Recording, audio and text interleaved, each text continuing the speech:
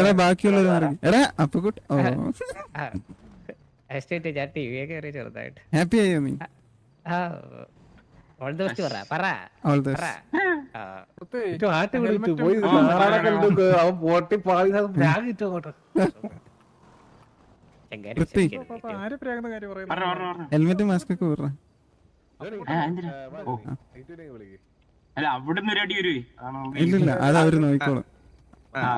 അപ്പൊ എന്താ ഇപ്പൊ ഞങ്ങള് ഇന്നലെ ആണെങ്കിൽ സിറ്റിയിലൊരു സിറ്റുവേഷൻ ഉണ്ടായിരുന്നു. അതായത് ഇവര് പൃഥ്വിയും കണ്ണാപ്പിയും കൂടെ സംസാരമായി ആകെ ഇതായി.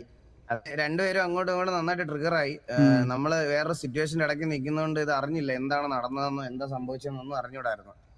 അപ്പൊ പിന്നെ വെളിയിൽ കുറച്ച് കാര്യങ്ങൾ സംസാരിച്ചപ്പോഴൊക്കെയാണ് നമ്മള് കാര്യങ്ങളൊക്കെ അറിയണേ. അപ്പൊ പറയണെന്ന് വെച്ചാൽ നമ്മൾ ഓൾറെഡി അപ്പാപ്പനെ നമ്മൾ ഇതിനകത്ത് എടുത്ത സമയത്ത് ഇനി ഇങ്ങനൊരു സംഭവം ടിവിയുടെ സൈഡിൽ നിന്ന് ഉണ്ടാവില്ല എന്നുള്ളൊരു കാര്യം നമ്മള് എൽഡർ മെമ്പേഴ്സ് എല്ലാം അങ്ങോട്ടും ഇങ്ങോട്ടും പറഞ്ഞ് ഇതാക്കിയ കുറച്ച് കാര്യമാണ്. പക്ഷെ ഈ പിള്ളേർ സെറ്റില് ഇപ്പം ഞാൻ ഒരിക്കലും പറയത്തില്ല ഇതിപ്പോ എല്ലാരും ഒരുമിച്ച് പഴയ കാര്യങ്ങളൊക്കെ മറന്ന് സെറ്റായി എന്ന് എന്തായാലും ഹിറ്റ്മാനും തോന്നുന്നില്ലല്ലോ.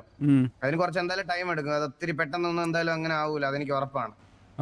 അപ്പൊ അങ്ങനത്തെ ഒരു പോയിന്റിൽ ട്രിഗർ ആയതാണ് ഇന്നലത്തെ സിറ്റുവേഷൻ. അപ്പൊ അവൻ ഇന്നലെ ഇവര് തമ്മിലുള്ള കോൺവെർസേഷനിൽ കാർലോ ഒക്കെ മെൻഷൻ ചെയ്ത് ആകെ ഇതായി ശോകമായി. അപ്പൊ എനിക്ക് അത് പൃഥ്വിടാ അത് ഓക്കെ അല്ലേ, കുഴപ്പമില്ലല്ലോ.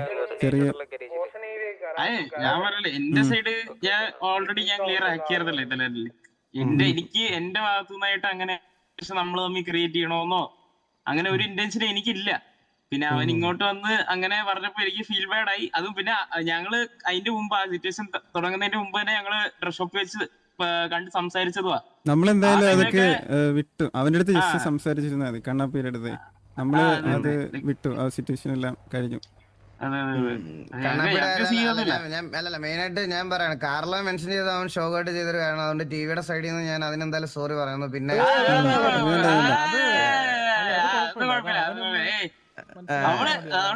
രണ്ട് കൂട്ടര് നല്ലപോലെ പോയിക്കൊണ്ടിരിക്കുന്ന സമയം. അത് തന്നെ കീപ്പ് ചെയ്താൽ മതി രണ്ട് സൈഡും, അത്രേ ഉള്ളൂ. അത് ഇനിയിപ്പോ ഒരു കാര്യം എന്ന് വെച്ചാൽ നമ്മുടെ സൈഡിൽ അറിയാം, അങ്ങനെ ആരും ഒന്നും പറയാനോ അങ്ങനെ വരത്തില്ല. അത് അന്നേരം ഇന്നലെ സംസാരിച്ചപ്പോഴും ഇവനും ആദ്യം ഒന്നും മിണ്ടാതിരിക്കുവായിരുന്നു. പിന്നെ അത്രയും പറഞ്ഞപ്പോഴെന്തോ ആണ് അവൻ റെസ്പോണ്ട് ചെയ്തത്. അപ്പം നമ്മുടെ സൈഡിൽ നിന്ന് ആരും അങ്ങനെ ഇത് ചെയ്യത്തില്ല.